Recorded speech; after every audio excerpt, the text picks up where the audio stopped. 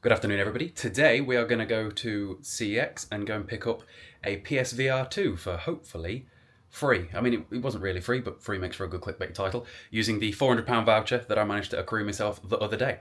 And also, something of note is shout out to whoever pointed out to me that Call of Duty is on Game Pass this year, because I refunded my pre-order a few months ago when the beta happened, and I just didn't really want to play it. But I've seen other people playing it, and it's that thing where you're just like, oh, well, now I'm kind of tempted. But I didn't want to pay for it. And Game Pass. And hopefully that means the lobbies might be a little bit easier because, you know, people are playing for free. I just want to pub stomp like it's the good old days, you know. Anyway, let's go start getting stuff, shall we? Let's go see the dog. And if you guys haven't already, which is a good 30 to 40% of you according to my analytics, if you could subscribe, that'd be fantastic. Silver play button spot on the wall there one day. I keep hearing and seeing things that they've actually made them smaller, in which case maybe I'll have like 3 next to each other when every account I've got maybe one day gets there. Also, before I head out, I need to take stock of which Professor Layton games I'm missing, because I think that the CX that I'm going to has got the 2 that I don't yet have. So I've got Curious Village, Miracle Mask, Azeran Legacy, and Pandora's Box. So, yeah, okay, I think I've got it. I think I know which ones I need. Before I go anywhere, we need to come say hello to Ruby and take her out for a wee-wees. Don't we, Ruby Rubes? I was about to tell you to sit, but you've already sat. Well done. Oi, pay attention to me. Up here. Down. Good girl. Paw. Both. I would like both. Good girl. You're a good girl. Belly rubs? Belly rubs? No belly rubs today. Okay. She always looks so small. Last year we didn't cut the grass for absolutely ages, and the grass got taller than she was. That was a bit of a problem. Also, there appears to be some sort of wrapper in our garden that does not belong in our garden. Ruby, you need to have a wee. Wee-wees. Good girl. In we go. Ruby, we got you a ramp. Use your ramp. Defeats the entire point, doesn't it? What are you looking at over there? Look at the camera. Look at the camera. Usually, yeah, there you go. I was going to say, you're usually interested. I didn't even ask. So, something else on today's agenda. Ruby, where have you gone? Ruby, what are you doing? Something else on today's agenda is going to see Venom later on tonight. Also, if I sound a bit hoarse, it's because we were out yesterday for some sort of Halloween party, and today's not been good for productivity, and I hate that. So here we are.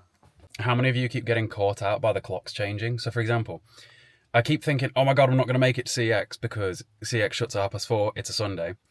It is actually 2:30 right now, but half the clocks in the house we've not altered yet. So like the one on the oven, we use the oven one all the time. So yeah, for God's sake, do you know what I've just done? Took the dog out for a wee. And so that we know when the dog has had a wee based upon the stuff that we need to be doing, like, for example, us going to the cinema later on, we write down everything she's ever done. She's still very young. She's only about 1. So, yeah. And I have just written down 3:30 in the wee logbook because that's what the oven says. Whoops. But yeah, we've actually got 2 hours to get to Cannock, which should be more than enough time as long as the motorway is not down. Let's go, shall we? Well, I completely and utterly jinxed that. The motorway was indeed knackered. So, of course, Google Maps did the thing Google Maps always does, where it decided to send me off to, I don't know, the middle of Egypt at one point, I feel. You know when Google Maps is like, oh, if it'll get you there 2.7 seconds quicker, we'll take you down a lane that isn't fit for anything other than a unicycle. Like, oh, fantastic, thank you. Hopefully, by the time I head back, the motorway will have cleared, because usually, the drive here I find quite fun. I like the drive here. It's usually one of the nicer drives that I do. What I just did, not fun. Not at all. No. Way too many one-way bridges. Like 10 one-way bridges. Like, stop. At one point, one of the warnings on the road was like, weak bridge ahead. I'm like, bro, well, if you know it's weak, why have we not done something about that? Like, that's just like, I don't know. Why is it so busy today? Like, what's going on? Also, I've not seen this park open in the last, 4 times that I've been to Cannock. I don't know. Oh, what's going on? We'll get across here eventually, though. Maybe, if we're lucky. Oh, here we go, it's going red. Do run me over, it'd be great fun. It's crunchy leave season, which means very shortly it'll be me falling on my ass season as well, because my shoes are about 6 years old, something like that, with no tread on them. And you know, when they start getting like mashed, like the leaves, they get mashed down and just become sort of pulp, that's when I start slip and sliding. Pray for me. See, like right here, this is death trap. You know, I've not been in a Poundland in a very, very long time, but something tells me that with the way inflation went and cost of lives and all that, that it's probably not a pound in there anymore. Can anyone comment down below if that's the case? I don't know. I used to go to Poundland all the time with me nan, but then she got old enough, she stopped going places and died. So yeah. Alright, so why is this now a ghost town compared to round the bend? That's unnerving. I mean, actually, I was about to say it's not late enough for things to be shut yet, so something smells really good. And I don't know whether it's just because I'm starving myself at the minute and that bar might be low. Also, I don't think anyone's ever approached the CEX and said something smells really good before. That might be a first. But anyway, here we are. Anything in the windows that's cool? This CEX has got an unreasonable amount of just stuff. Why have they got so many controllers and Joy-Cons and VR stuffs? Like, they've got 1,000,001 quests. Quest 2, 3, I swear there was even a couple of Quest 1s. It's crazy. This is usually one of my favourite CEXs. I don't know why, but Stafford, Canek CEX, just always has good stuff. Also, somebody answer, are Xbox Steelbooks any different, obviously besides the game, than like a PlayStation Steelbook? Are they the same size? Because, for example, that was an £8 Steelbook for Yakuza, and I was like, I could get this, put my PlayStation disc inside of it, and keep it. Because, like, looking at it, there's no identifiable branding that screams, this is Xbox on them. Like, there doesn't seem to be a differentiator. So, I don't know. But yeah, they got so much stuff in here. Even the PlayStation 2 lineup is looking pretty good with the Mortal Kombat and Manhunt. And then Simpsons Hit and Run that wasn't Platinum. That's pretty difficult to see. Xbox Borderlands Game of the Year Edition, favorite game ever. And then something else that I noticed is another, if I ever actually, move the camera over. These CEX segments are in post, by the way. Is another Dragon Quest, Journey of the Cursed King, non-platinum. Took me forever to find mine. Forever. And then Metal Gear Rising Revengeance, Steelbook that I got the other day. All right, so we're back in the car, about to head home. Haven't checked whether the motorway's okay yet.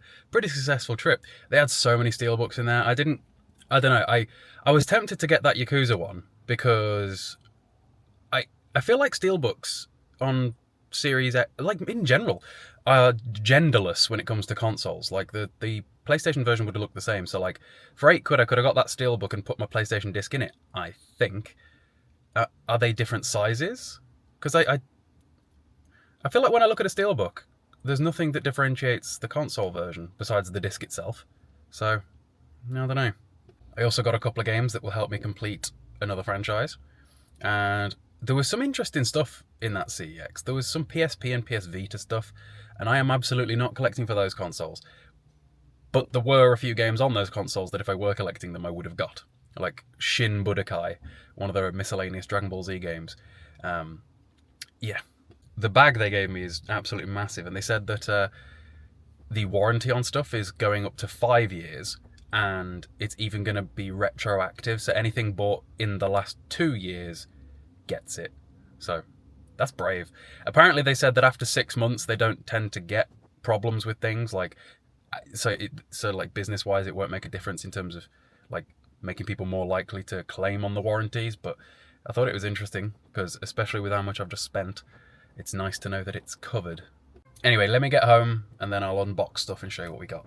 See you there. Right then, I am home. Let me show you what I've got. This is a decently heavy bag, so let me put it down, shall we? All right then. So in here we have some games.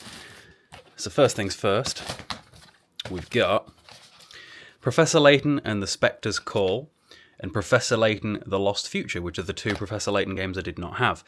Interestingly, Canek also had the weird Professor Layton spin-off where it was like some girl, the Layton Files or something like that. I don't care about those. I just wanted all of the main ones. Next up, because it was only £1.50, a Steelbook version of Halo 4. I would imagine that Steelbooks exist for probably all the Halos. So I'm going to keep an eye out for that, because I think I got a Steelbook for Gears of War 2 not long ago. And while I don't explicitly collect for Xbox, I still own Xbox and the exclusives and such, and therefore it's another nice new Steelbook for £1.50 to the collection. There was tons of Steelbooks in that CEX. Persona, Dragon's Dogma, Metal Gear Rising. What else? Interestingly, actually, what they did have, shout out to you Essentials collectors, is they've got this, the God of War collection, Volume 2, but it's the Essentials version, the red one, which I can only assume is decently hard to get hold of because it's an £80 game. Also, is this the exact one? Yeah, so this is the exact Steelbook that was in that one that I bought just the case for 30 quid, because I didn't... Metal Gear Rising itself isn't a very common game, so it was like, what are the odds that I'll run into it in the wild? And then the very next time I see it in the wild, it was one of them. But yeah, also check this out from the other day. Very cool pickup, if anybody missed it. Ultimate Spider-Man Limited Edition for PlayStation 2. And then I suppose finally the thing that we actually went for, what the majority of my voucher went on, the PSVR 2, which I have effectively bought solely because I want to play the Resident Evil games in VR, because one of my favourite gaming experiences of recent years was playing through Resident Evil 4 VR on the Quest, and I loved it. I loved it so much. So it's like, if I get a chance to feel that way again about the RE4 Remake VR or Resident Evil 8 VR, that'd be fantastic. From what I hear, Resident Evil 7 VR is not backwards compatible with PSVR 2, but apparently that is also not exactly a game that is really supposed to be played in VR. It didn't transfer as well. I really didn't want to buy the PSVR 2 just for a couple of games, because it's usually about £500. But obviously I needed to upgrade my phone, so I upgraded my phone and then traded my old phone in, and the voucher from the old phone effectively paid for this. All of this came to, I think, £400, something like that. I had a voucher for like 391, and I what did I spend? I think I spent about £8, like after the fact, between between the 3 games and the PSVR 2. I was a little bit apprehensive over getting something like this, because I feel like the lenses can be hit and miss in terms of like whether or not somebody kept them in good condition. But it seems to be in pretty good condition. Everything's there, all the bits and pieces. It feels the way that I think it should. And again, if there's anything wrong with it, then I can always take it back. There is a 5-year warranty. And yeah, so basically we got a free PlayStation VR 2 as far as like the bank accounts are concerned, because I didn't see any money leave me bank besides for the games, which is pretty cool.